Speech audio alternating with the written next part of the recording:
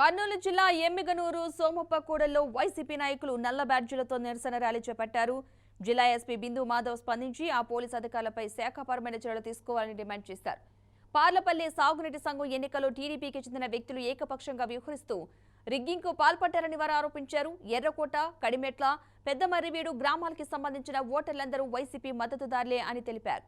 వారిని ఓటు వేయకుండా టీడీపీ నేతలు పోలీసుల సాయంతో అడ్డుకున్నారంటూ ఆందోళన వ్యక్తం చేశారు. ఎన్నికలు అంటే ప్రజాస్వామ్య పద్ధతిలో జరగాలన్నారు. రెడ్ బుక్ రాజ్యాంగంపై ప్రజలు తిరగబడే రోజులు దగ్గరలోనే ఉన్నాయన్నారు. సాయంత్రం లోపు సీఐ క్షమాపణ చెప్పాలని డిమాండ్ చేశారు. లేని పక్షంలో రేపు ఎమ్మిగనూరు బంద్ చేపడతామని తెలిపారు.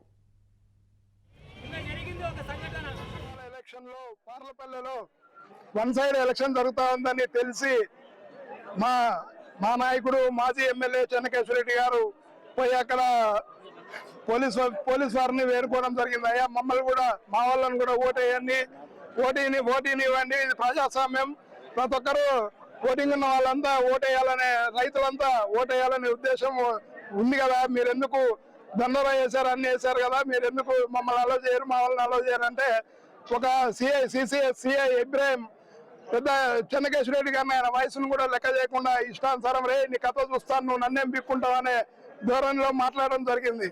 అయ్యా జగన్మోహన్ రెడ్డి గారు, మీకు అధికారంలో ఉన్నారు, మీకు దమ్ము ధైర్యం ఉంటే నిన్న జరిపిన సాగునీటి ఎలక్షన్లు రద్దు చేసి సామరస్యంగా ప్రజాస్వామ్యబద్ధంగా నిర్వహించాలని మేము డిమాండ్ చేస్తున్నాం. ఎందుకంటే నా అధికారంలో ఉన్నా కాబట్టి నీకు చేతనం అవుతుంది కాబట్టి మీరు చేయాలని మేము డిమాండ్ చేస్తున్నాం.